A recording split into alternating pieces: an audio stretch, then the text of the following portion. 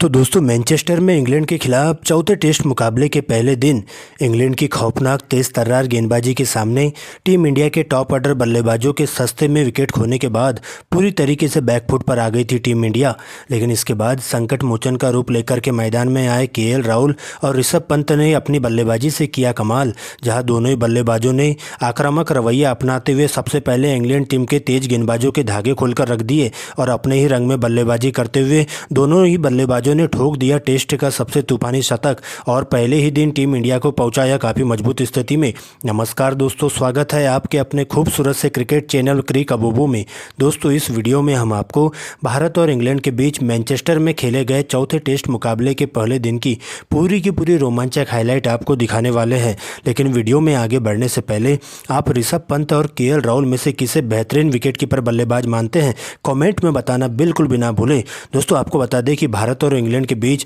5 test मैचों की श्रृंखला खेली जा रही है। अब तक खेले गए 3 टेस्ट मुकाबलों में इंग्लैंड की टीम ने शानदार प्रदर्शन करते हुए 2-1 की अजय बढ़त बना रखी थी। लेकिन दोस्तों इसी बीच आज से सीरीज का चौथा टेस्ट मुकाबला मैनचेस्टर के ओल्ड ट्रैफर्ड ग्राउंड में खेला गया। दोस्तों आपको बता दें कि आज के दिन की शुरुआत होती है टॉस से, जहां पर इंग्लैंड के कप्तान बेन स्टोक्स इस मुकाबले में टॉस जीतकर पहले गेंदबाजी करने का फैसला करते हैं। दोस्तों इसके बाद भारतीय पारी का आगाज करने के लिए टीम इंडिया के 2 धाकड़ ओपनर बल्लेबाज यशस्वी जायसवाल और केएल राहुल के कंधों पर टीम इंडिया को एक बड़ी पारी की उम्मीद जताई जाती है। दोस्तों दोनों ही बल्लेबाज क्रीज पर आते हैं और पहले ही ओवर की गेंदबाजी करने आते तेज गेंदबाज जोफ्रा आर्चर, जहां पहले ही ओवर में उनका सामना होता है यशस्वी जायसवाल से और बैक टू बैक 2 लगातार चौके 5वीं और अंतिम गेंद पर जड़ देते हैं। दोस्तों दूसरे ओवर की गेंदबाजी करने आते हैं तेज गेंदबाज क्रिस वोक्स, जहां पर पहली ही गेंद पर 1 रन चुराते हुए स्ट्राइक यशस्वी जायसवाल को देते हैं। लेकिन दोस्तों इसी ओवर की अंतिम गेंद पर गेंद बल्ले का बाहरी किनारा लेते हुए सीधा विकेट कीपर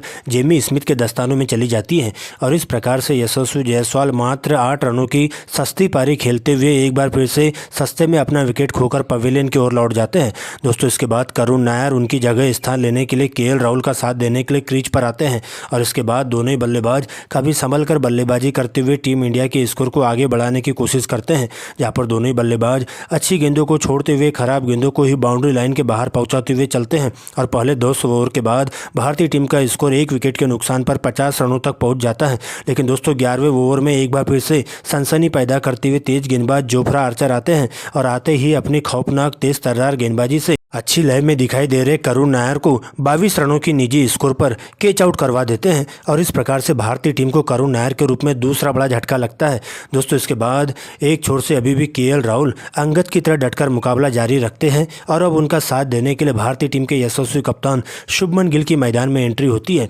दोस्तों इसके बाद इन दोनों ही बल्लेबाजों के कंधों पर एक बड़ी साझेदारी की उम्मीद जताई जाती है, जहाँ पर शुभमन गिल और केएल राहुल फूक कर बल्लेबाजी करते हुए सबसे पहले 25 ओवर की समाप्ति के बाद टीम इंडिया के स्कोर को 100 रनों तक पहुंचा देते हैं और टीम इंडिया 2 विकेट के नुकसान पर 25 ओवर के बाद 101 रन बना लेती है। लेकिन दोस्तों एक बार फिर से शुभमन गिल जल्दबाजी कर बैठते हैं, जहां पर दोस्तों 28वें ओवर की चौथी गेंद पर कप्तान बेन स्टोक्स उन्हें पॉइंट में कैच आउट करवा देते हैं और इस प्रकार से टीम इंडिया को तीसरा बड़ा झटका लगता है, जहाँ शुभमन गिल मात्र 12 रन बनाकर कैच आउट होकर सस्ते में अपना विकेट खोते हुए पवेलियन की ओर लौट जाते हैं। लेकिन दोस्तों अभी भी अंगद की तरह डटकर मुकाबला जारी रखते हैं केएल राहुल और अब उनका साथ निभाने के लिए भारतीय टीम के सलामी विकेटकीपर बल्लेबाज ऋषभ पंत की एंट्री होती है। दोस्तों इसके बाद भारतीय टीम जैसे ही दोनों ही बल्लेबाज एक बार फिर से अपने ही रंग में बल्लेबाजी करना शुरू कर देते हैं। पहले तो दोनों ही बल्लेबाज कछुए की चाल के साथ सिंगल डबल के साथ ही भारतीय पारी को आगे बढ़ाते हुए चलते हैं। जैसे ही कमजोर गेंद दिखती है उस पर केएल राहुल जोरदार प्रहार करना शुरू कर देते हैं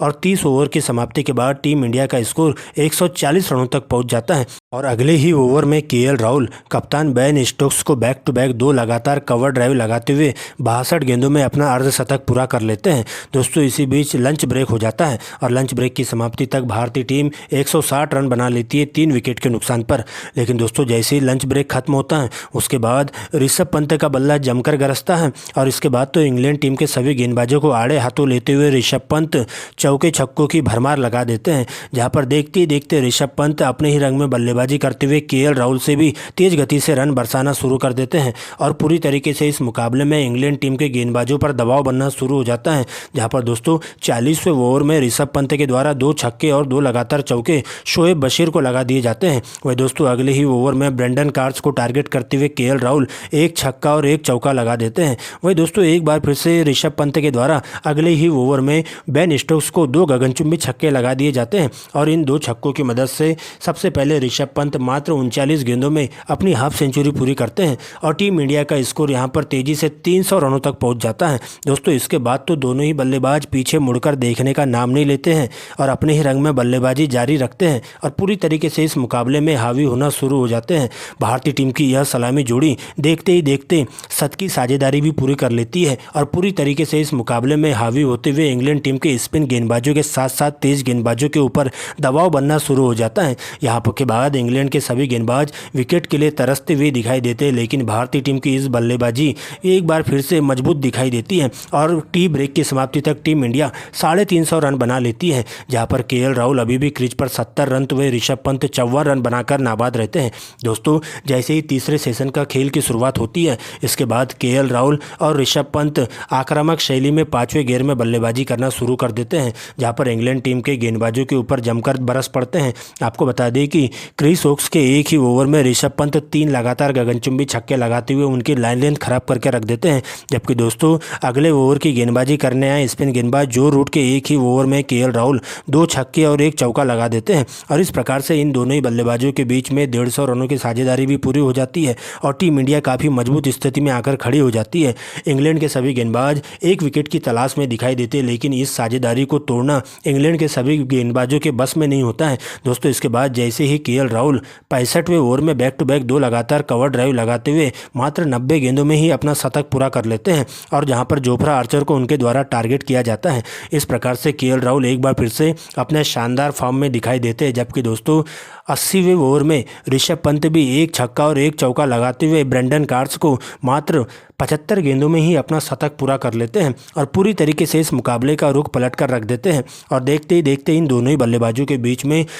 दोहरी शत की साझेदारी भी पूरी हो जाती है और भारतीय टीम एक प्रकार से चौथे दिन के खेल के पहले ही दिन काफ़ी मजबूत स्थिति में आकर खड़ी हो जाती है। आपको बता दें कि इंग्लैंड के सभी गेंदबाज इस मुकाबले में पानी पानी हो जाते हैं और एक प्रकार से भारतीय टीम की इन सलामी जोड़ी के सामने घुटने टेकने पर मजबूर हो जाते हैं, लेकिन कोई भी गेंदबाज इस साझेदारी को तोड़ने में कामयाब नहीं हो पाता है और इसके बाद दिन के सेशन के अंतिम दौर पर दोनों ही बल्लेबाज काफ़ी आक्रामक रवैया अपनाते हुए टेस्ट को T20 बनाकर रख देते हैं और 5वें गेयर में बल्लेबाजी करते हुए इंग्लैंड टीम के स्पिन गेंदबाजों के साथ साथ तेज गेंदबाजों पर बरस पड़ते हैं, जहां पर ऋषभ पंत तो चौके छक्कों में डील करना शुरू कर देते हैं। वह दूसरे छोर से केएल राहुल काफ़ी संभल कर बल्लेबाजी करते हुए विकेट को बचाकर चलते हैं और देखते ही देखते इन दोनों ही बल्लेबाजों के बीच में 250 रनों की अटूट साझेदारी पूरी हो जाती है और चौथे दिन के खेल की समाप्ति तक भारतीय टीम स्कोर बोर्ड पर 440 रन बना लेती है, जहां पर केएल राहुल अभी भी 140 रन तो वही ऋषभ पंत 110 रन बनाकर क्रीज पर नाबाद रहते हैं